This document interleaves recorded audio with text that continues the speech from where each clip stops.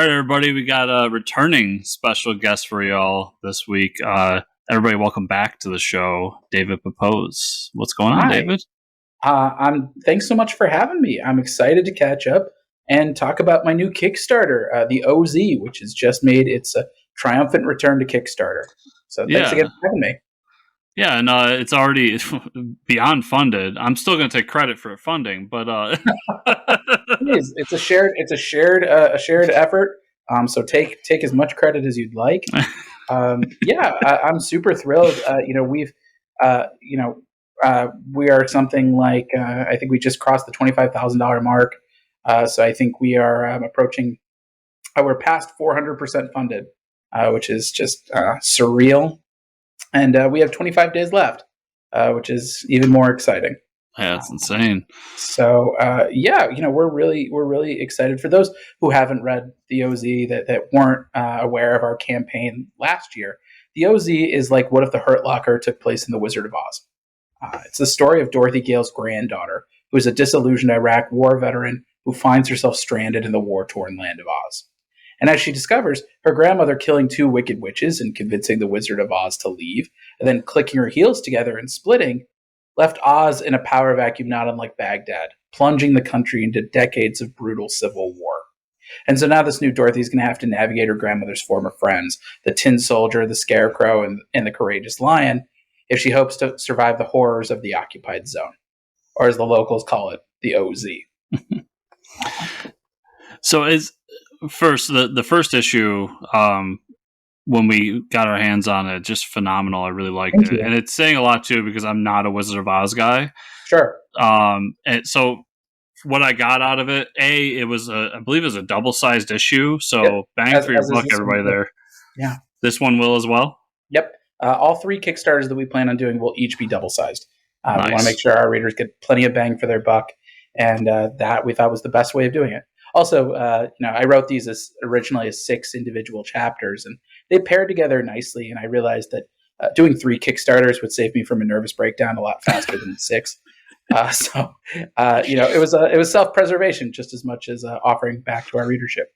That's important too, So this happened to me during my Kickstarter, where the book I made and was writing about became like a news cycle because the idea I had filtered into something else. So not to get super into the weeds of like left-right politics, but how did you feel with like what's going on right now? And you're like, I know it's not Baghdad, but it's connected in its own way. Yeah, it's one of those things, and I'm no stranger to my stuff being tied into the news cycle either. I mean, when I announced my book Going to the Chapel, shortly, like I think a day afterwards, there was a shooting at a mosque. And so, any crime in a religious house, you have to sort of take a breath and you have to pivot a little bit. Yeah. Well, I remember I laughed a little bit when the Boy Scouts news came out in the middle of your. Yeah. We'll talk about that book later, but I was like, oh man. Not to mention, an insurrection at the Capitol when the first issue dropped. It was a lot going on. It was, for me, it's all about, you want to make sure that you're promoting your work responsibly, that you're marketing responsibly. We didn't have any reference to Afghanistan in the Kickstarter before any of this happened. But I made sure we did a quick once over just to make sure that was the case. And, I think especially with this second Kickstarter, we have been focusing on this book. It is a dichotomy in a way, because we are looking at U.S. soldiers and sort of, what happens in terms of PTSD and sort of the culture shock of coming back home after seeing what you've seen overseas and the climate of military operations anywhere in the world.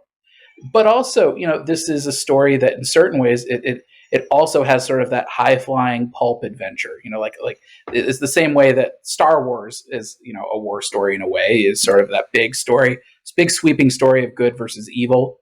And sort of a little bit of the globe trotting elements, in Star Wars, you're going from world to world, and Oz, you're going from territory to territory.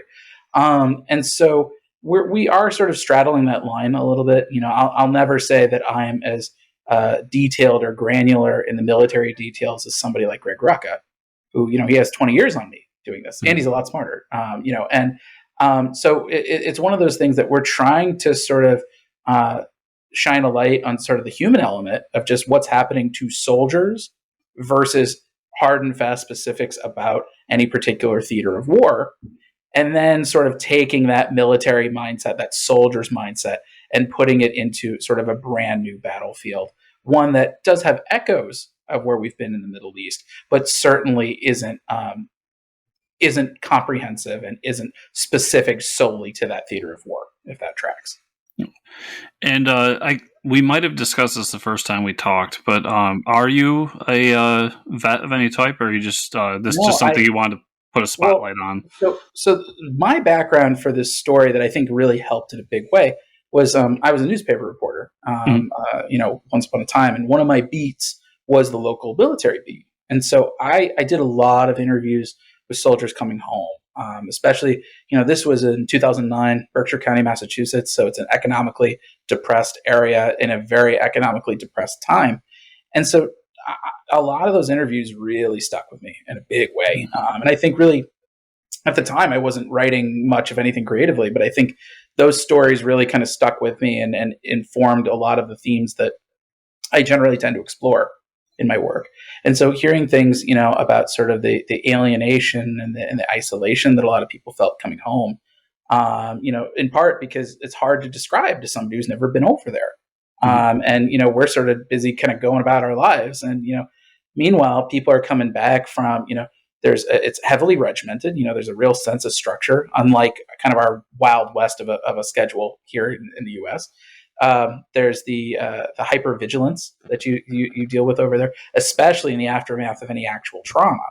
Whether it's psychological or whether it's physical with traumatic brain injury. And I remember talking with a lot of people who I remember one guy in particular. He was telling me like the thing that he liked to do is he would go to the local pool and he would just like hold his breath and just be under there for like as long as he could. And it was like he was saying that was like the only time that he felt like any sort of safety or peace or quiet. And that really stood out to me. Hearing things about like how your emotions you can go from 0 to 60. And sometimes you're sort of mad and have no idea why. And sometimes, 4th of July happens and suddenly, you're right back there. You're terrified. You're weeping. And those were a lot of the things that we tried to synthesize in the character of Dorothy Gale. She's very much sort of a spiritual cousin to Detective Locke from my breakout series, Spencer and Locke, which also dealt with trauma. That in sort of the context of child abuse and mental illness. Dorothy, it's just, she has seen and experienced things overseas. And I think she's also lacking that sense of closure. I think that's really kind of the biggest element that we're dealing with is that when Dorothy served overseas, she was one of many. She was not really calling any particular shots.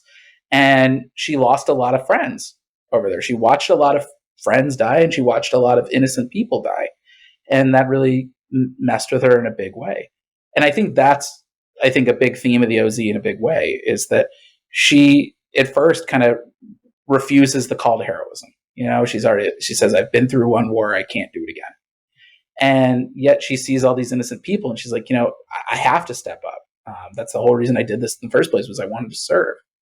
And now as sort of her grandmother's, granddaughter, everybody in Oz has eyes on her. She's realizing that there's a big difference between being a soldier on the ground and also being sort of a figurehead. It's sort of a symbol for a bigger resistance.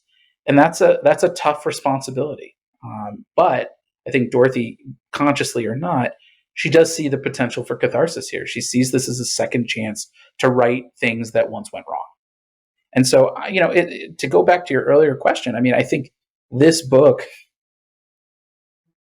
this is almost like a repeat of Vietnam in many ways for us. And I think psychologically, I don't think the country really has grappled with what that means for us as a whole. And so I think this book, especially when it's fully completed, people are going to look at it, I think, in a different way than I think any of us anticipated. Certainly me as I wrote it. But yeah, I think in this case, it really is a question of sort of what are the ethics of war? What are the ethics of leading? Is there a way to fight for the little guy and keep your hands clean? And that's going to be something that Dorothy and her crew will be grappling with for the majority of our series. Yeah, it's something that really connected to me because you bring up Vietnam and then what we're going through today. And my father was of the age when he graduated high school, it was draft season. Mm-hmm. And I was of the age where when I graduated high school, it wasn't draft season, but a lot of my friends signed up Yeah, and went over. And I've told a few stories throughout the years. I won't get too many in the one-to-one stories, but I always connect to these kinds of books, comics, just media in general because of that reason. Because I know so many people that came home and are dealing with things that you can see on the page. And I can see that that's probably why I thought you were a vet of some sort, is thank because I you. really do see some of the comparisons to people I know and the stuff they went through and what she's going through on the page. That's one of the things I really love about it. I think thank you for saying that Yeah. first and foremost. And I think the other thing that I consider this kind of a rule of thumb for anything I write, especially with the themes that I often tackle, is I try to treat my characters with as much compassion and dignity and respect as I can. I never want to treat somebody's real life experience as a punchline.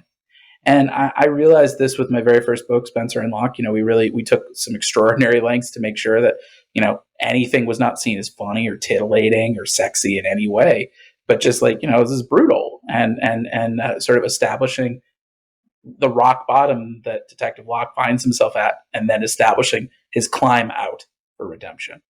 And I found that when you treat these characters with respect and compassion and empathy, you're really doing that for your readers. And so I think that is kind of what's helped us close the gap in a lot of ways. It would be very easy for my books to get turned into this sort of, edgelord exploitation, and I think that would be doing a huge disservice to a lot of people who are living with this in real life. And so yeah, I think compassion is really the watchword for the way that we've put this book together. And I've been really touched seeing veterans' responses to this and saying, "This I see myself in here, and this really resonates with me." I think it's the best review we could ever hope for a book like this.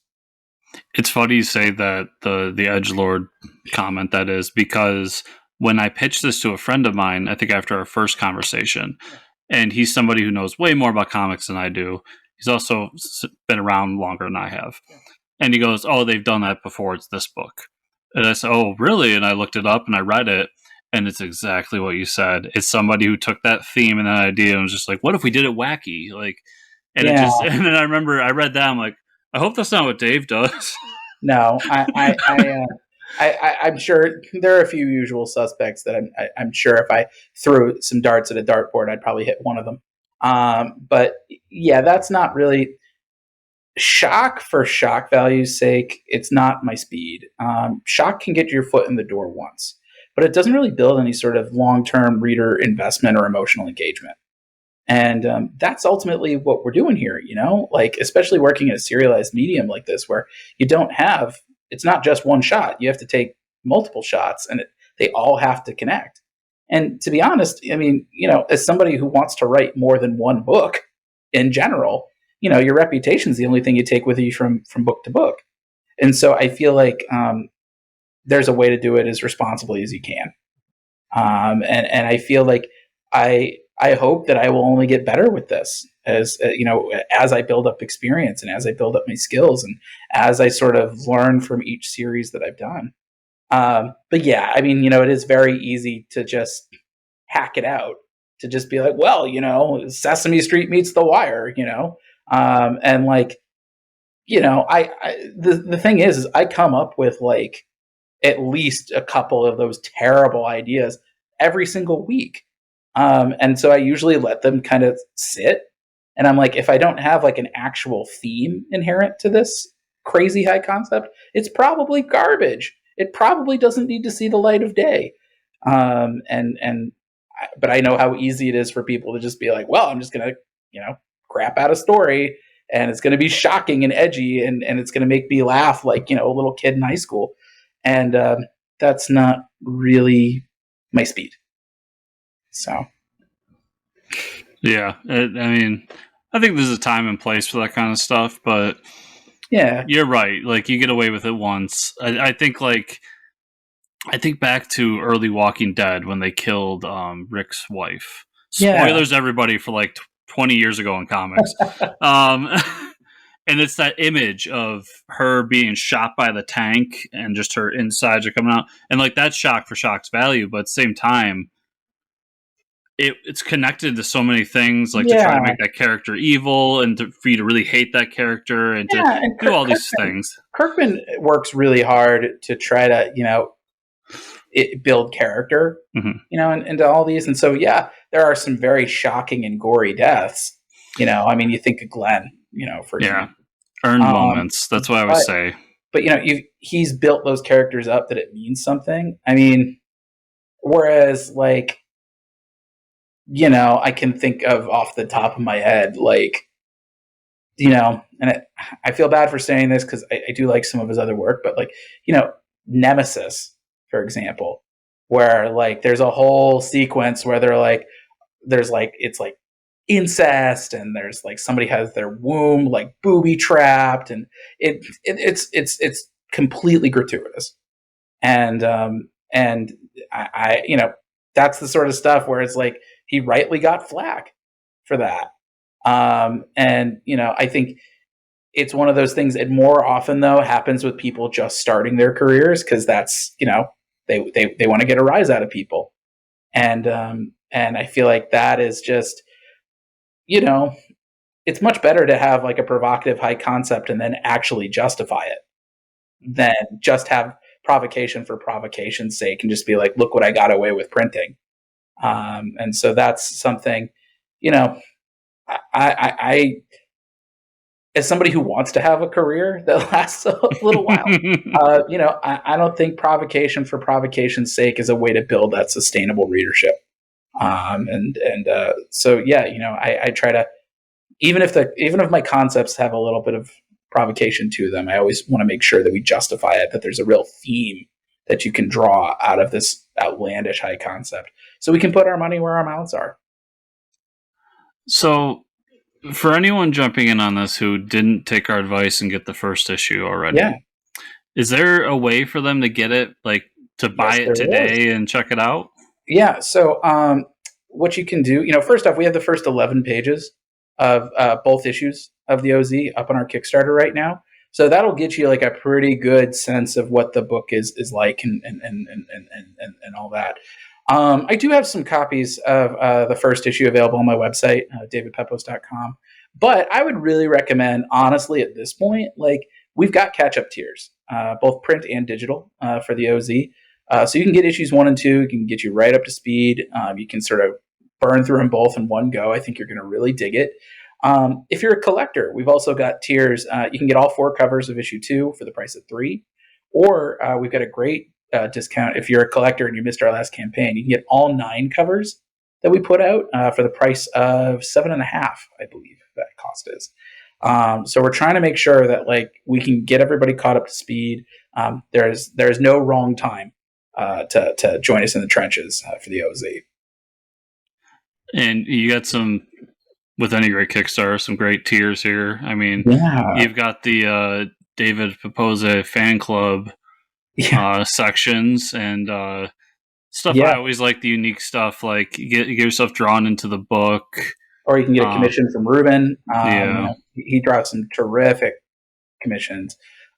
We've also got some handcrafted Spencer and Locke plushies. We had a handful made for my creative team. We have 2 left that are looking for a nice home. And my most recent book, Scout's Honor, which was sort of about a post-apocalyptic Boy Scout cult. We'll be able to talk about that more later. We made 14 Ranger Scout merit badges as sort of a bonus giveaway for the book. Only 7 of them have been released to comic shops. But we have a complete set of 14 badges from my personal collection. One of those got snapped up on the first day. I think we have 2 left. So yeah, we've got, we're trying to meet readers where they're at, in terms of accessibility and but also financially. And so we're making sure that everybody's getting a lot of bang for their buck. We just broke our first stretch goal today. So there will also be a digital comics extravaganza added for every backer. That's going to be at least 200 pages of bonus comics thrown in addition to the 44-page OZ number 2, in addition to the first issues of Spencer and Locken Going to the Chapel, which we are throwing in as PDFs for free as well. So yeah, lots of value. We want to make sure readers get a lot of bang for their buck. And there's only more to come. And that digital comics extravaganza, is that all just your stuff, or you got some friends involved? These are going to be through friends of mine. So you're going to get people like Justin Jordan, Ryland Grant, Clay Adams, Kat Kalamia, Eric Palicki, just to name a few names. And more are joining us. So yeah, I was going to say I haven't done a full tally yet, but we've got over 200 bonus pages of material just from all these amazing creators.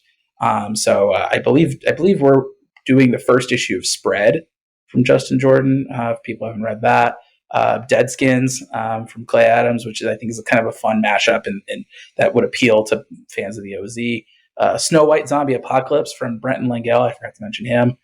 That's another, fantasy mashup if you're into that. We're trying to really kind of curate these things and give everybody kind of a hodgepodge of cool stuff. It's awesome. So, I mean, once again, I'm sure we asked this in the first one, but it bears coming back to why Kickstarter for this one? Because you have been published before and continue to be published in the future, hopefully. Why Kickstarter? So there are a couple reasons for that. One is I'm friends with a lot of people who have done successful Kickstarters. Charlie Stickney is one of my best friends in the industry. Ryland Grant has had success in Kickstarter. Clay Adams, Pat Shand, and Russell Nahelty. Those are sort of my brain trust for all things Kickstarter related. And Charlie was the one that really kind of drilled it into me. He said, there are some people that they're Wednesday warriors. They buy their books directly from a comic shop. They do that every week. That's where they buy most of their books. There are some people who buy their books mostly at cons, and whenever those come back. We have people who buy their books mostly on Amazon or Barnes & Noble or, Comixology, what have you. And then there are people who primarily buy their books on crowdfunding platforms. And to be honest, the overlap is not huge. And so Charlie was telling me, he goes, there's a whole demographic of potential readers that you've done no outreach to because you've only printed in the direct market. And so meanwhile, we were working on the OZ. We had 2 issues in the bag, and we had talked with a number of publishers. And, sometimes it was like we made it right to the 1-yard line and just the timing didn't work out. But more often than not, it's just, publishers are busy. It's you have to catch them at the right time. They're always putting out fires. And then COVID hit and Diamond had their shutdown and all these acquisitions channels were suddenly extremely narrow. And I realized at that moment, I could just kind of solve one problem with another. We wanted to give the OZ the best possible home. And meanwhile, we wanted to introduce ourselves to Kickstarter with our absolute A game. And so it really, the solution presented itself in a really interesting way. And I think the proof was in the first Kickstarter. We had, in total, we wound up having over 1,300 people order that book. And seeing how dedicated and passionate they were for the OZ and how enthusiastic they were about it, they believed. And so I'm really committed. People keep asking me, "Oh, are you going to re-release this through a publisher?" And right now, we have no plans to do so. My first priority is to make sure that we release the whole series through Kickstarter because we want to do right by our backers. They're the ones who believed in us when nobody else did. The book would not exist without them. And so, I plan on. I think the comics industry, we're raised from an early age to see it in terms of binary. Marvel versus DC, licensed books versus creator-owned, the direct market versus the not direct market, Kickstarter, what have you. And I think as a creator, I'm realizing the word "or" is not right here. It always has to be "and." Just the way that most creators that you know of have sort of oscillated between their own creator-owned work and working on big licensed properties, either at the big 2 or elsewhere. You need to do the same thing between the direct market and Kickstarter, Or, I mean, you're seeing a similar argument being made right now with Substack. And I think that is, creators have to be nimble. They have to be trying different readership pools because there is a diaspora out there of readership. And I think if we want to have a sustainable industry, it's incumbent upon every creator to do what they can to reach these different groups and invite them all back to the same table. So I plan on doing projects with Kickstarter in the future. I think not only is it a way to sort of make comics more financially equitable, but like I said, it's a whole other readership that's really vocal and dedicated, and has access to these comics in a way that it can be challenging to do in the direct market. I've had to explain to my parents how to pre-order a book, and through no fault of anybody, but just the system itself. There's a lot of hoops you got to jump through. You got to call your comic shop. You have to make sure you have the code. You have to make sure that they actually write it down and order it for you, and that it shows up undamaged, and that they don't sell it before you show up. And and similarly with the retailers, you got to make sure, you hope that they buy it. You hope that they actually pay for the thing you ordered. Whereas Kickstarter, you give them a link. They click the tier they want. They put their credit card in. They say, this is what I want. And then a few months later, the book shows up. And so it's a different mechanism. But I think it's one that creators should be learning from. Yeah. That doesn't even account for the millions of people that don't even have a comic shop within reach that are ordering online or going through Comixology or something like that. Yeah. Like that's exactly it, I mean, there's no silver bullet here. That's the thing. And you see it with all these creators now, between Scott Snyder with his Comixology and Dark Horse deal, to everybody jumping on Substack, to creators like me doing stuff on Kickstarter. You want to try different things. And I think even a couple of years ago, pre-pandemic, I think it was easy for people to say, oh, that's being greedy. And I think especially when you're doing it from a creator to creator standpoint, I think people are starting to realize, like, no, this is how creators can make a living, especially in an environment where cons are shaky at best. I mean, I don't know if it's been made public knowledge, but it's like they haven't announced Artist Alley tables for Emerald City or C2E2 yet. They were supposed to do it this week, and they're waiting a couple of weeks, presumably because they want to see which way the wind is blowing. VidCon just got canceled. That's another big industry show. The New York Auto Show got canceled. I mean, that none of that bodes well for New York Comic Con. So yeah, I think Kickstarter, in a lot of ways, it's the ultimate digital convention. You get that cool interactivity with your readership. You get to do a little bit of the carnival barker thing of promoting your work, and it in a way it pays the bills just as fast, if not faster, oftentimes, than your royalty checks. So it's definitely a tool that I plan on keeping in my toolbox. And I think other creators, if they have the time and the wherewithal to learn, they really owe it to themselves to try it.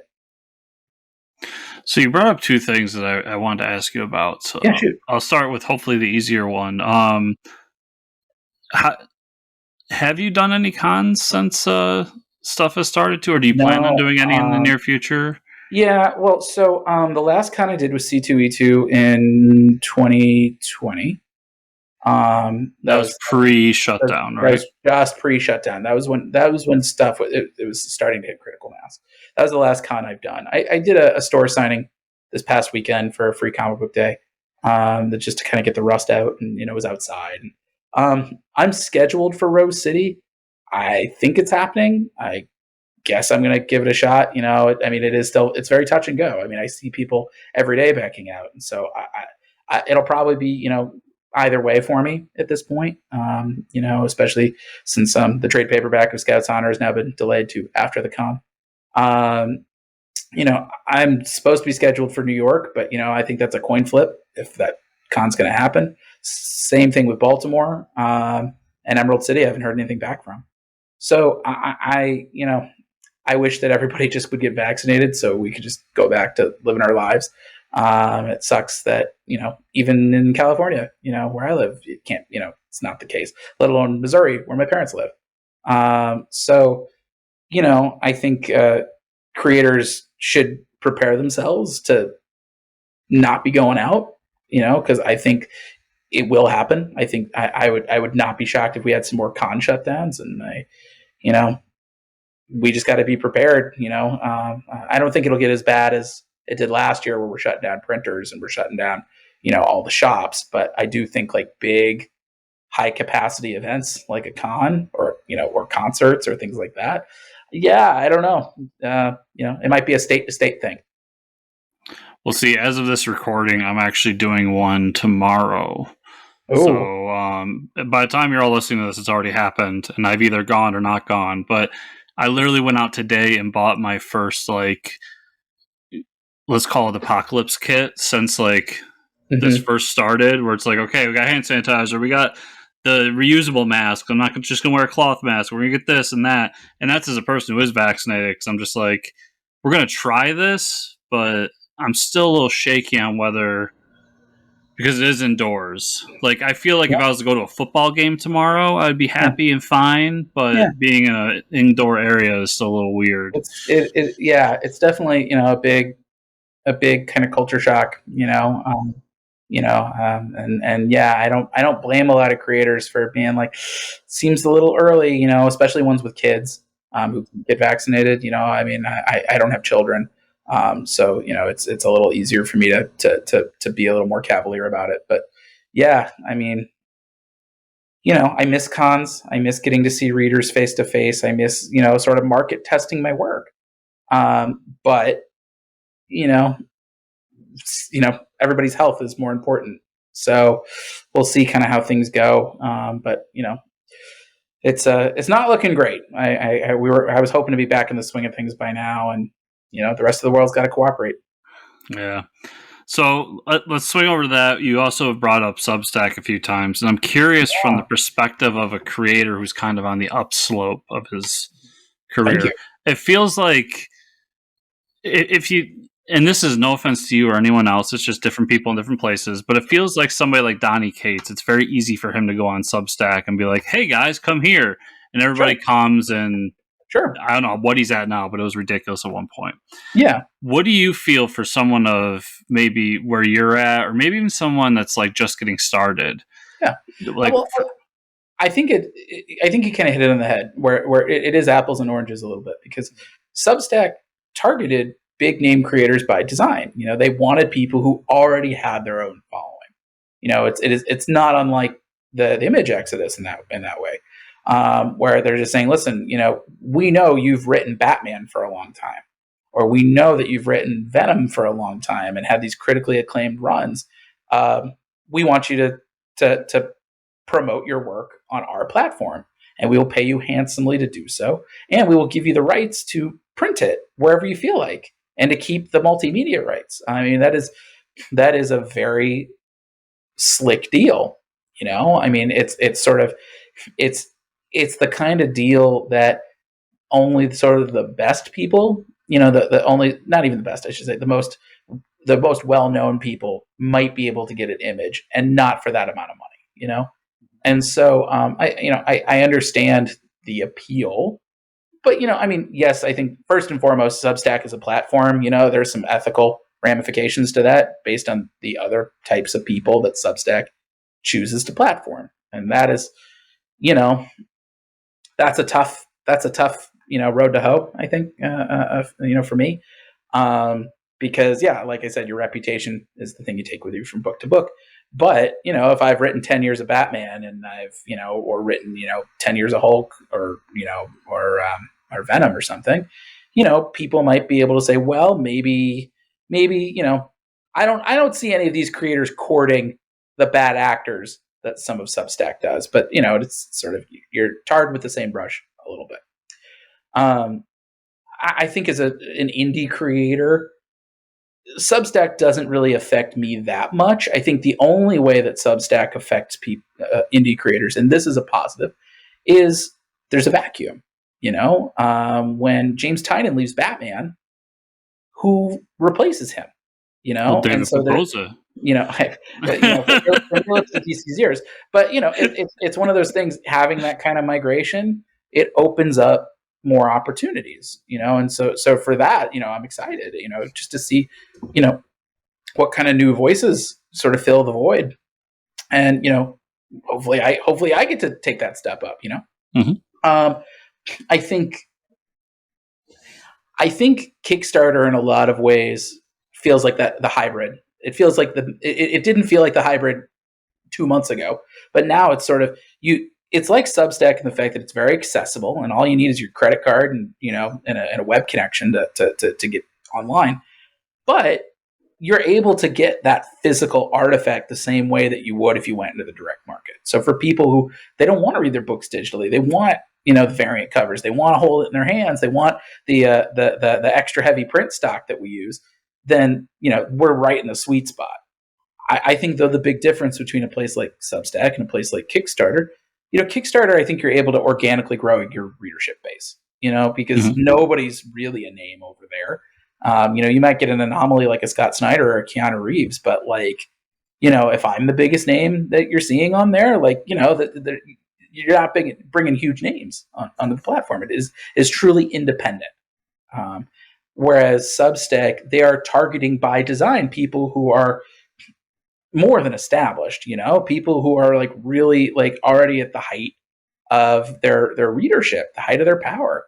And so, I'm curious as to sort of how things go in the first year, especially when Substack's deal changes, and the other thing that I'm curious about is these are direct market creators who are going to be put under a webcomic schedule. And, what happens if you miss, what happens if you miss that? You might get a little bit of forgiveness about that once. But if people are plunking down a monthly subscription and they're not feeling like they're getting their money's worth, they're going to pull the plug pretty fast. And even the people who sort of did an annual subscription, they'll be pissed and they'll leave. They will not renew for another year. So I don't know. I mean, that all said, I know that sounds very gloom and doom, but I would have to think that somebody's thought of this already. Nick Spencer's not an idiot. He's been in the industry for a while and he knows the business side of things. And so I first off, I don't know how long they've been working on everything. They might have a pretty decent war chest of material to give everybody adequate runway to keep this thing moving for a year. But I'm sure Nick has ideas, and it sounds like there's more and more creators joining up. So I wouldn't, I don't know what it's going to look like in a year, and that's why it's I can't do too much conjecture over Substack, especially because I also know, given my platform, there's no possible way I would even be invited to join, let alone me ever being in the position of having to consider it. So yeah, I don't know. I wish them all the best. I hope that it opens up new doors for people. I will say one other thing that I think Substack would be good for independent creators is that it might make publishers realize hey, just because it's been distributed digitally through another readership doesn't mean it's any less valuable to reprint in the direct market, because I really do think those readerships, the overlap is so minimal. It's probably 5%. It's pretty small. And once Image and Dark Horse and Boom start fighting over these Substack books, I think people will be okay, it's fair game for people to crowdfund on Kickstarter. Well, you brought up Charlie Stickney before, and I remember talking with Charlie and him telling me that basically what you just said, and why Scout and SourcePoint and a few of the other, let's call them smaller publishers, aren't afraid to go after those Kickstarters, because they're I don't want to quote Charlie, so nobody go after Charlie on this, but he's listen, a good Kickstarter, it does what, a couple thousand? If I sell that to the direct market, I ain't doing so hot. Yeah. And that's not the shit on anybody's Kickstarter. It's just to say that there is a different customer base going there as opposed to the direct market, and you can't double dip. Yeah, exactly that. But I didn't know, because I remember I've been connecting it with Patreon, because in my world, in the podcast world, Patreon was the thing that blew up and got everyone their their stuff, and they did a similar thing where they went after names and said, "Hey, come on board and do this." And I just wonder how long before Substack does what Patreon did and just says, just log in, you can create your own Patreon, and then everyone's, because I'm always constantly like thinking, like, when's that going to come for comics? I'm sure. I mean, I wouldn't be shocked if you could already institute paid options into a Substack. I mean, I've never looked into that, but I'm sure you could do such a thing. The question is just would anybody be interested in doing that if you haven't written Batman? And I don't know. I'm also curious in the way that they're going to distribute the comics. I mean, you have somebody like Scott Snyder who's just doing his teaching stuff. It's a lot easier to be a little more flexible and work on the fly with that because it's just Scott, or James writing sort of his almost like his tell-all about working on the Batman books. That's very interesting to me as somebody who wants to work on a big two property. But yeah, if somebody's just focusing on the comics, how do you distribute those? Is it just going to be like a page in your inbox, or are they going to send you like some sort of download link, for a bunch of pages? I don't know. Nobody's put out their comics yet, so it's early to say. But yeah, I think that will also be kind of a big decider on whether or not people decide to stick it out and whether or not the platform is viable. Is the proof will be in the pudding. They'll have to see what the comics look like. Yeah, I'm infinitely fascinated by the Substack thing. It like you said it earlier. I've been saying it's the Image Comics of our day. It's the digital Image Comics. So enough on news. I just, these are two topics that were brought up that I really want to talk about. Sure. But let's jump over to Scout's Honor. So last time you were on, you were just launching this book, and you were kind of cagey on what it was. It's out now. It's all 5 issues are done, and we're hopefully getting a trade in the near future. I know there's some issues there. So the trade, it exists. It's on a boat right now. The boat is literally just waiting to dock. To anyone out there that doesn't know how these shipping crates work, go research it. It'll take you your entire night. Your mind will be blown because you never knew how this worked until today. The long and short story is, a lot of companies will print their trade paperbacks in overseas, and based on sort of disruptions in the supply chain, and they're sort of bottlenecking at the ports. There are boats and boats and boats of stuff, from comic books to anything else you can imagine, that are waiting to go through customs. And so they're just sitting there on a boat, sometimes for weeks. And I wish I knew if the people on the boat were able to get off, or if they're just like chilling on a boat for an extra 2 weeks, because I feel kind of bad if that's the case. But yeah, my books, as well as a couple other Aftershock trades, they're just kind of hanging out, which is why my book is going to be out just a couple weeks late. But the book, it does exist. I have looked through it. I have done editing on it. So it is out there. But yeah, Scout's Honor, it's kind of like, Mad Max meets the Hunger Games, or Mad Max meets Mulan. It's about years after a nuclear war, a cult has risen from the ashes, and their Bible's an old Boy Scout manual. And our story follows Kit, a young initiate who has a big secret. She's had to hide her identity as a woman in order to pursue her calling in this patriarchal society of the Ranger Scouts. And what happens to Kit when she discovers her entire way of life was built on a lie? So yeah, it's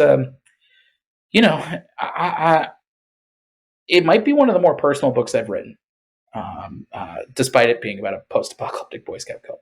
I grew up in a particularly conservative upbringing, both politically and religiously.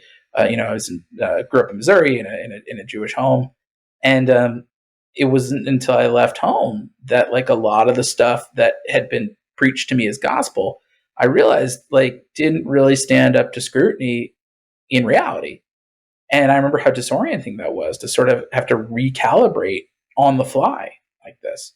And I think that's a big part of growing up, as you sort of figure out what are the values that are important to me, that really do withstand scrutiny in the light of day. And what are the things that are just, you shine a light to it and you realize it's way too toxic to keep. And what do you replace all that with? And I think that's what Kit grapples with a lot in this book, is just sort of how does she stay true to herself and the potential that she sees in the Ranger Scouts of America, while kind of excising this really sinister underbelly that the whole cult has been propped up on. So yeah, but they're all also post-apocalyptic Boy Scouts in it, so it's not just it's not that dry. But it's a fun book, and it's one that really feels the most sort of spiritual and thoughtful books that I've written in a long time. Plus giant radioactive monsters. Yes, plus giant radioactive monsters. No, I mean, we got that. I think you sent us digital copies of that, and it was just one of those books where as it went, the twist of the character being who she was is, although familiar, I like the way that it was, like you keep saying over and over again, built into the themes of the book. Yeah, and the way that happened was Scouts Honor came into being in a very different way than most of my books. Most of my books have been like a long time coming. I spend months and months sort of writing them and putting the team together and pitching them from place to place and getting rejected and breaking my heart, and then either going to an indie publisher like an Action Lab or printing it myself through Kickstarter. Scouts Honor was very different. It's the first time I'd worked with Aftershock. I knew Mike Martz, one of my editors in the book. I've known him since college.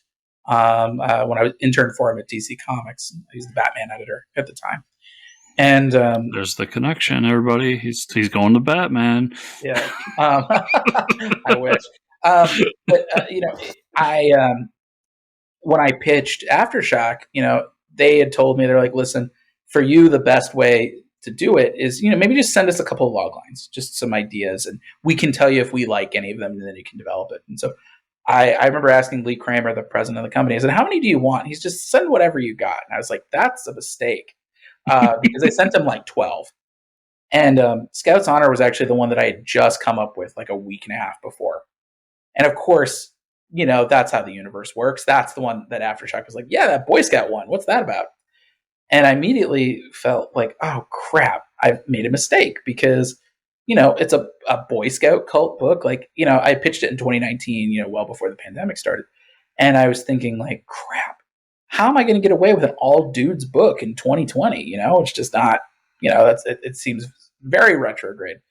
And then I realized like, no, lean into that. That is super weird. Like, what would it be like for a woman to have to navigate this toxic masculinity society? And, or a member of the LGBT community, what would that be like for them?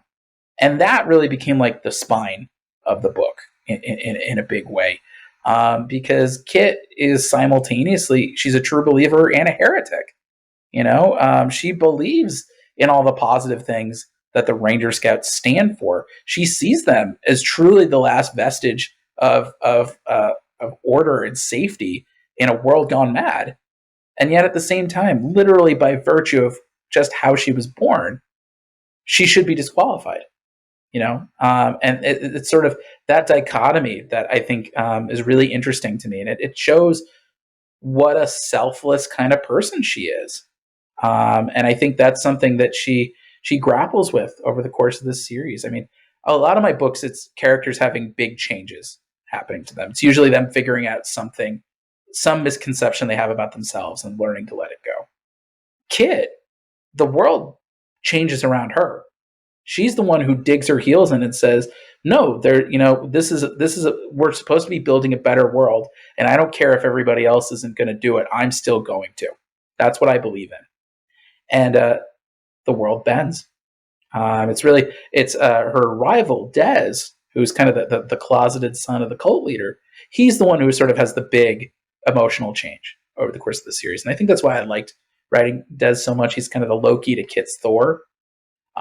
But what happens when you're constantly second best and your father is the leader of the cult and putting this unending pressure and scrutiny on you, and that you're gay, and that your society is firmly against this, and so you have to hide who you are, based on your society and who your father is, and you try to mask it with bravado, but you keep getting ground down by your best friend who you're in love with.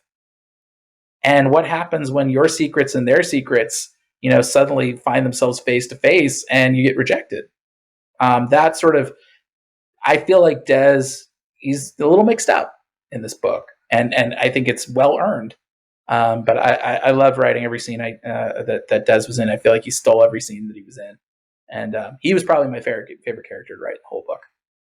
I love talking to creators that work with Aftershock because they have that same story that you have of just send me a bunch of stuff and okay, here's like 20 ideas, and they pick the one that either, like you said, just came up with yesterday, or not to name drop, but when we talked to Colin Bunn about it, he's like, no one will ever make Dark Arc. No one wants that, but I'm going to put it in my list because I think it's a fun idea. Yeah, Aftershock will make it, and I love that publisher for that reason because they're the ones that are just like, yeah, sure, let's try it. Yeah, they keep us on our toes for sure. But no, they were so fun to work with, and I feel like I learned a lot working there.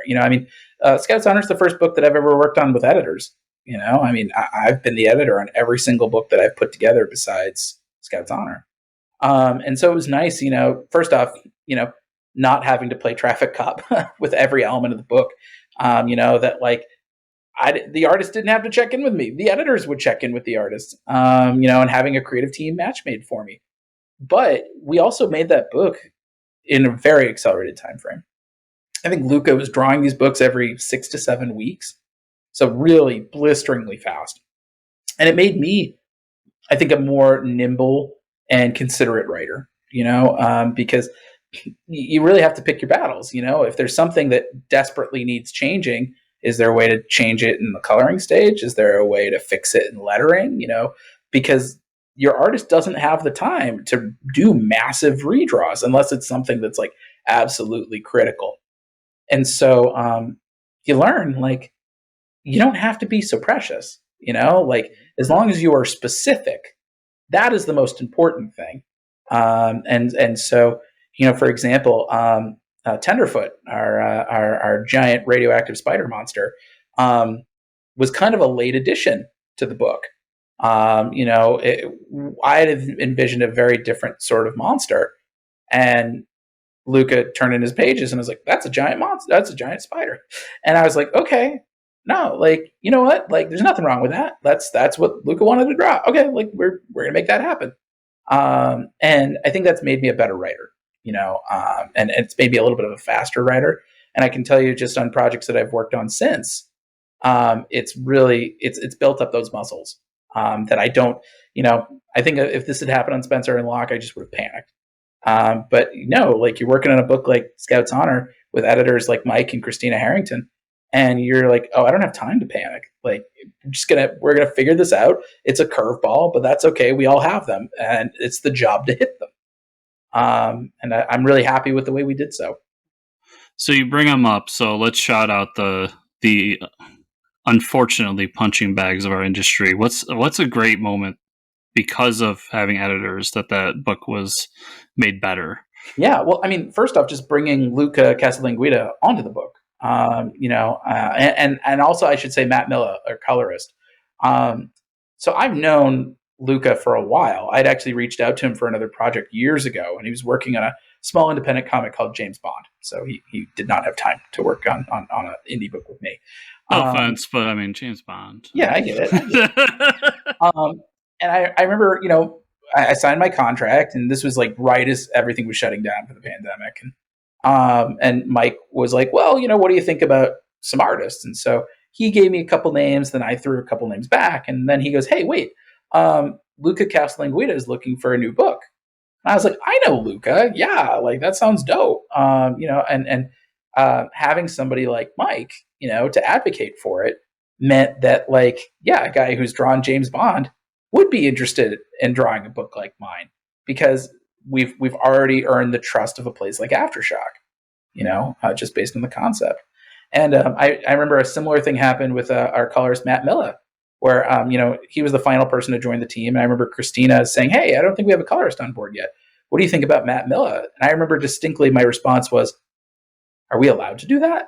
Like, I mean, just because, Matt, he's very prolific. You see his work over at Marvel. You see his work on other Aftershock titles. And Matt doesn't miss. Like he is really like, I think I could count on one hand the number of times I was like, oh, hey, can we tweak this thing? Like he's really good at his job. And so yeah, having those advocates for the book, I think is really important. I will say, there is one story though that I think is very funny, and I think it's just how permissive they were. Like they really did go out of their way to make sure like this still felt like my story, and like they weren't mucking around unnecessarily. It was I what you saw in issue 2 of that book was about a 70% rewrite on my part. I had turned in my script, realized like pretty much like that night, I was like, that could have been a lot better. And meanwhile, Mike and Christina had already approved it. And I was, and so like 3 days later, I was like, hey guys, I know you approved this script, but I was like, here's the real issue 2 script. And I had like rewritten like 70% of it. And I just remember them being like, okay. I could hear like the defeated sigh just over the email.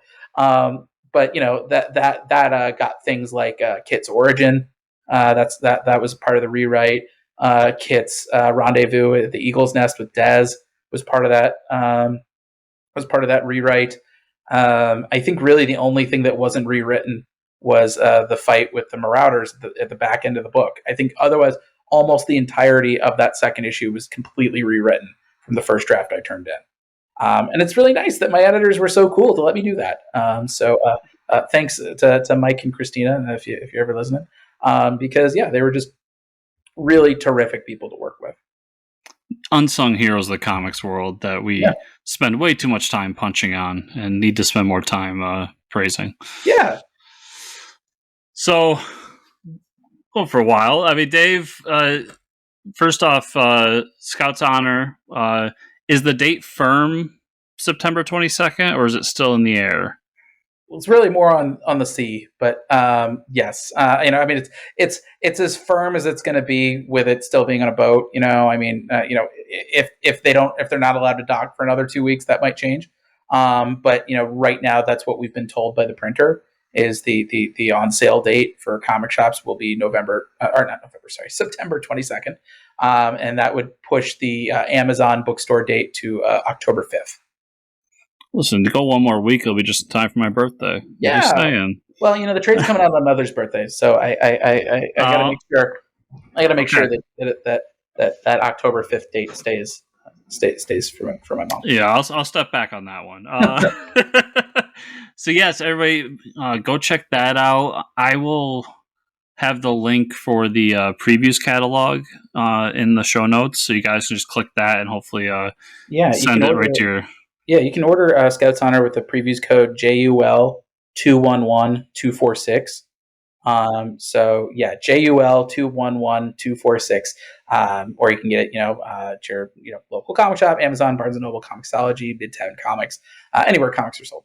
With the link I have below, if you're using the Pullbox app and your local comic shop is using it, you can just click a few buttons and get it sent right there. Perfect. Also, everybody, we've got the Kickstarter going on. Remember, we talk about this every week, or at least every time we have a Kickstarter on the show. Yes, the book is funded, and I just saw it go up again right in front of my eyes. Yes, it's jumped up a bit, but every penny counts to getting more good stretch goals, to getting... We've got some really cool stretch goals that we're going to be debuting very, very soon. Because we've had a year to plan them. So now we've got some like really cool stuff in the works. But, for me, it's not about the financials. It's always about the reader count. We want to introduce this to as many readers as possible. That's why we're really working overtime to like make sure that this is worth our readers' while. And so stay tuned because we've got some more fun stretch goals, including, enamel pins, maybe a bonus cover, maybe some prints, maybe some stickers, maybe a theme song, maybe some director's commentary. You may want to just like and share to as many people as you can, because we've got a lot of fun stuff to give, and we want to build our readership and share it with as many people as we can. Yeah, be like me and pledge. It's a good book. I love the first issue. I'll have that link down below as well, everybody. So you can just click that and check out the campaign. Yeah, you can just bit.ly/the OZ comic, and it'll take you straight to our page. That's even easier. And I also have a link to David's website. Before I let you go, though, David. Yeah. Everybody out there who does not know this should know that. Are you aware that we are both on the same book together? No, which book? Cthulhu Invades Oz. I believe you did the intro to it. I did. I'm on the back cover of it as well. Look at you. Yeah, it was so wonderful. Travis Gibb asked me if I could write the intro, and it was such an honor. I've never written an intro for a book before, and yeah, it was my honor. And what a gorgeous looking book that is. And so if you haven't gotten a copy yet, hit Travis up. Get a copy sent your way. I think he's got an Indiegogo for people who missed the Kickstarter. Maybe I'm making that up. But if not, hit him up. I'm sure he's got copies to spare. I'm not sure, but I can't go like 2 months without talking to Travis Gibb on the show, so I'm sure he'll be on soon, everybody. But I just wanted to bring that up real quick. So everybody, thanks. I mean, not everybody. David, thanks so much for being on the show. Oh, my pleasure. Thanks for having me. I appreciate you coming on, chatting with me, and good luck on the rest of the campaign. I mean, not that you need it, you're killing it, but hey, I'll take all the luck we can get. Thank you so much for having me on the show, and thank you to all your listeners for watching.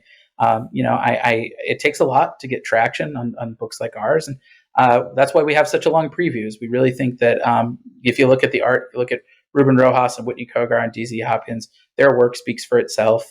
Their work is just as compelling as anything you'd find in the direct market, anything you'd see from the big two or the big five. Become a Yellow Brick Road warrior. Join us in the trenches of the OZ. And one more thing before I let you leave. That cryptic tweet about a new book coming out. When you announce that it's Batman, I expect you to come on the show again and talk about it, my friend. I'll let you know. All I can say is I think it's the biggest swing I've ever taken. And when you see it, you'll be like, that's a very Pepose idea. Very excited for people to get to see it. Awesome. Thanks, guy, man. Oh, thank you.